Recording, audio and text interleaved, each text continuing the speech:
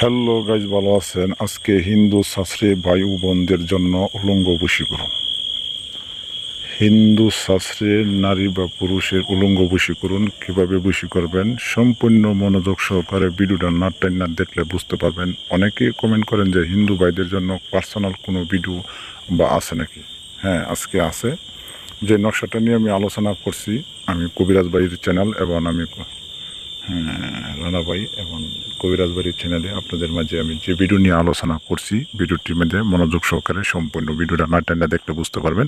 তবে আসে নিয়ম কারণে যাই যে এখানে দেখা আছে আপনারা নামটা উল্লেখ করবেন।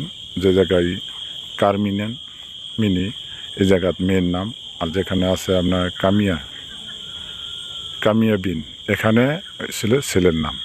মনোযোগ সহকারে আপনারা দেখবেন। তো এখানে নামটা উল্লেখ করবেন আর নকশাটা লিখবেন। শনি অর্থাৎ মঙ্গলবার রাত্রে, আপনারা রাত্রে লিখবেন কটা বাজে আমি কই আপনারা, রাত 11টা পর। অবশ্যই হিন্দু ভাই একটু কালীর পূজা দিবেন। ওই দিন কালীর পূজা করবেন, দশরী পূজা করবেন। বুঝবেন জিনিসটা? পূজা করার পরে আপনি ওং নম বর্ষ করো, এই মন্ত্রটা, আমি যেটা মন্ত্রটা বলছি মন্ত্রটা আপনারা 33 বার পড়বেন। পড়ার পর আমি যে মন্ত্রটা বলে দিছি এটা আপনারা সুন্দর করে শুনে নেবেন।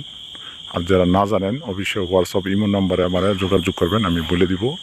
তো এই নকশাটা আপনারা লিখবেন অরিজিনাল কাম সিঁদুর দিয়ে। এখানে লাল কালো কালি দিয়ে স্ক্রিনের মধ্যে লেখা আছে অরিজিনাল কাম সিঁদুর দিয়ে নকশাটা লিখবেন। লেখার পরে আপনারা কী করবেন, যে কোনো জ্বলন্ত কয়লা, আগুন, গ্যাসলারের আগুন না, অথচ ধূপ যে জায়গা জ্বালান, আংরা কয়লার আগুন এখানে আংতে পারবেন, বা লার্কি চুলাই এই জায়গায় জ্বালাবেন। তবে লেখার নিয়মটা ধারণটা হলো উত্তর দিক ফিরে বসবেন, ভালো করে কাপড় শরীর পারফেন বা আতর গোলাপ জল মেখে নেবেন এবং ধূপ লোবান জ্বালাবেন।